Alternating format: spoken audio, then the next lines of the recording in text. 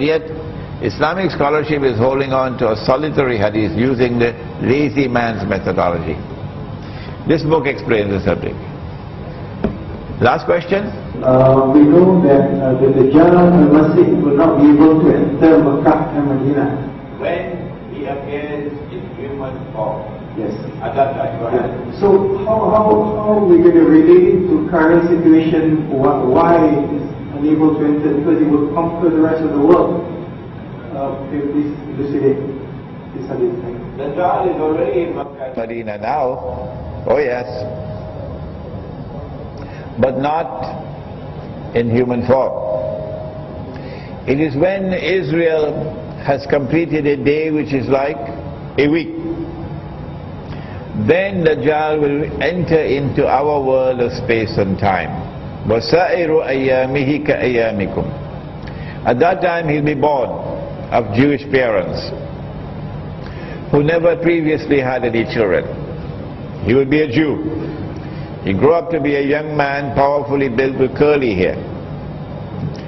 And at that time the attack will take place. He will attack Makkah and Medina. The angels are going to bar him. How is he going to come? Nabi Muhammad ﷺ pointed 20 times to the east. He's going to come from the east. And he could be riding on a donkey. And the donkey will travel as fast as the clouds. And the donkey will have his ears stretched out wide. This is a crucial problem now. We say that this is religious symbolism. And this flying donkey is the modern fighter aircraft. But they, the Salafi, say no. No one has the authority to interpret anything of religious symbolism after Nabi Muhammad ﷺ. And so they're waiting for the flying donkey.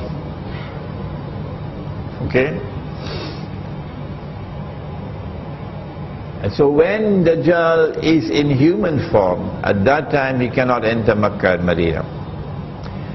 But at this time, before he enters into our world of space and time, he said to Tamim al-Dari, the hadith is in Sahih Muslim, that when I'm released, because he's still in chains, this book will explain it to you, I will enter every town and every city. Every town and every city means including KL. But notice he didn't mention Kampung. He didn't mention Kampung. And so we say that there is safety for us, for our faith, for preservation of faith, safety in getting out of the cities and moving to the remote countryside. Number two, the army which is going to liberate the Holy Land is not going to come out of KL. No. That army will comprise of people who have no fear of death. I read a work, I'm reading a work about the Islamic resistance in Mindanao. How many centuries they fought? And they defeated Spain in Mindanao.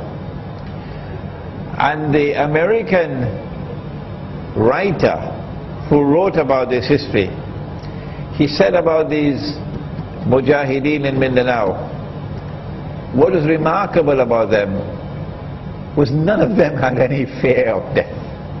None. You can't produce that kind of people today.